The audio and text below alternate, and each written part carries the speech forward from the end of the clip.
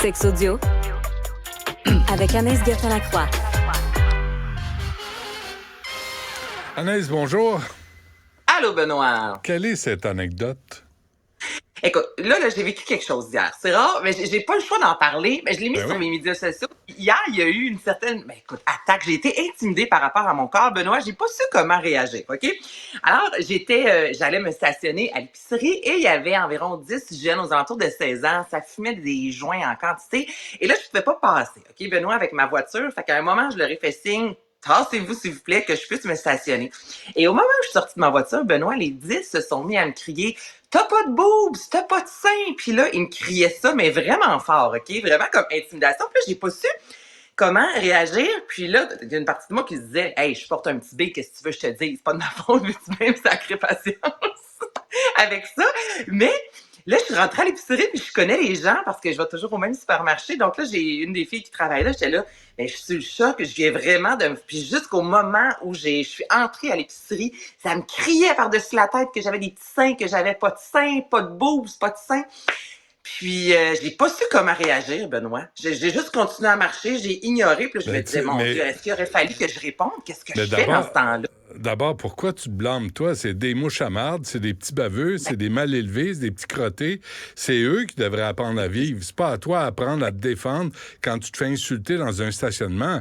C'est un homme qui aurait dû sortir et leur crisser une claque sur la gueule chacun. Puis dire, toi, viens ici, là, tu vas apprendre à vivre, mon petit Chris de baveux. Voyons. Ben là, peut-être que là, mais non, mais c'est particulier. Oui. La première fois que ça m'arrivait, que je me dis, je sais pas comment réagir. Ils n'ont pas l'affaire de parler comme ça. Ils n'ont pas appris à vivre, ils n'ont pas de parents, ces petits Chris-là. C'est quoi, ces baveux? Ben non, mais c'est... Il devait être 14 heures, fait qu'il devait être à l'école, là, puis là, ça... Écoute, là, ils fumaient, ils sont tous embarqués dans la même voiture, ils sont partis, puis là, ils étaient vraiment fiers, là, tu sais, en même temps, je comprends, là, tu sais, le fait d'un m'insulte, l'autre embarque, l'autre embarque, puis là, c'est la première fois que ça m'arrivait. Puis c'est ça, je me disais, c'est fou comment on n'est pas outillé pour ce genre de situation-là. Puis des fois, on sait tout simplement pas comment réagir. Mais on devrait pas, c'est pas normal de se faire agresser comme ça. Des petits crises de frustrés, des petits baveux mal élevés qui s'en prennent à une femme qui sort de sa voiture.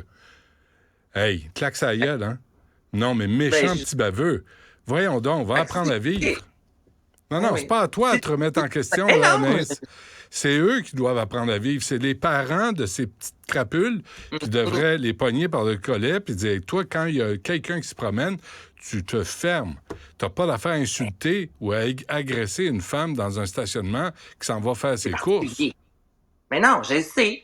OK, je voulais juste t'entendre là-dessus, parce que je sais que je suis pas la seule, puis on dirait qu'on gèle, puis on sait pas quoi faire avec ça. T'sais. Fait que voilà, c'était ça la petite anecdote de mes petits seins qui ont fait le tour de l'épicerie. Mais ça me fait quelque chose que toi, la première réaction, c'est pourquoi j'ai pas répondu? Ben, c'est normal, tu réponds pas, Anaïs. On n'est pas habitué à vivre avec ces sauvages, avec ces baveux, ces petites crises de crottés. Fait que c'est pas à toi de te remettre en question.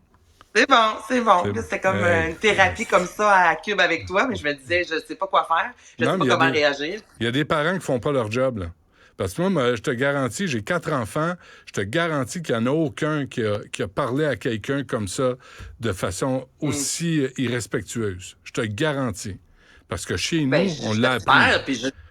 Je veux pas qu'Albert parle comme ça à des gens. Ça a été ça aussi, ma réaction. C'est ça. Voyons donc, j'ai déjà eu 16 ans, mais que les 10 se mettent contre une fille devant, puis qui rabaisse sur mon physique. J'étais là, voyons donc. Donc, c'est sûr que je suis pas la seule là, qui a vécu ça. Là. C'est quoi la différence? C'est toi, demain matin, tu peux décider d'avoir des gros seins. Eux autres, demain matin, ils peuvent pas avoir un meilleur cerveau. Il n'y a rien à faire. Fait que, arrête de t'en faire avec ça. Nouvelle émission de télé-réalité. En lien avec Sex and the City, OK, Benoît? Et ça pique vraiment ma curiosité. Donc, ce qui a été annoncé dans un communiqué de presse, la plus récente, parce qu'il y a eu Sex and the City, il y a eu les livres, et par la suite, il y a eu And Just Like That, où on suit la vie de Carrie Bradshaw et de ses amis alors qu'elles sont rendues à 50 ans. Donc, ce qu'on veut faire avec cette télé-réalité-là, Benoît, c'est prendre 4 femmes, les mettre dans un manoir château à la campagne. Donc, moi, je trouve que le lien avec Sex and the City est assez loin parce que ça se passe passe théoriquement à New York. Et là, ce que ces femmes-là, Benoît, vont faire, à chaque épisode, elles vont choisir un groupe d'hommes. Et dans ce groupe d'hommes-là, elles vont tenter d'avoir quelques relations sexuelles avec les hommes et voir s'il y a possiblement des émotions qui se développent. OK? Et ce qu'on dit, c'est que les femmes de la cinquantaine ont évidemment une sexualité. C'est vrai. On voit rarement ça à la télévision. On le voit dans des séries lorsque c'est scénarisé, mais une télé-réalité comme ça qui met de l'avant des femmes épanouies sexuellement, qui ont envie de faire des rencontres, c'est pas quelque chose que l'on voit régulièrement. Donc, ça serait en travail présentement en branche, cette émission-là.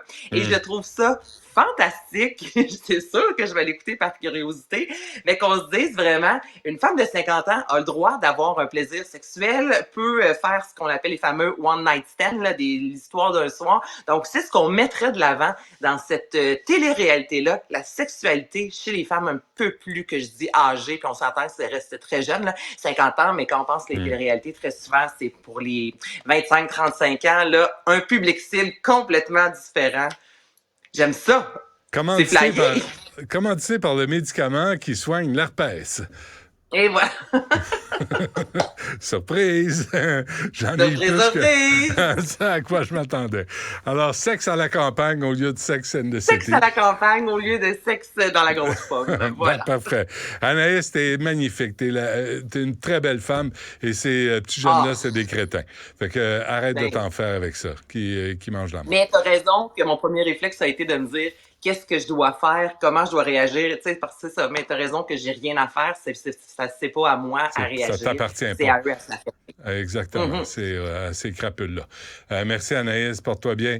Salut Benoît. Un petit merci à Florence Lamoureux, à Cybèle Olivier, à Tristan Brunet-Dupont. Je l'ai eu, sacrément. Jean-François Dumas, un petit peu André-Sylvain Latour quand il décide de travailler, quand il fait quelque chose de ses 10 doigts, mais ça arrive pas souvent. Yasmine Abdel-Fadel suit à l'instant. Cube Radio à la télé, dès le 11 janvier. Voir une radio pas comme les autres? Cube Radio, bientôt à l'écran.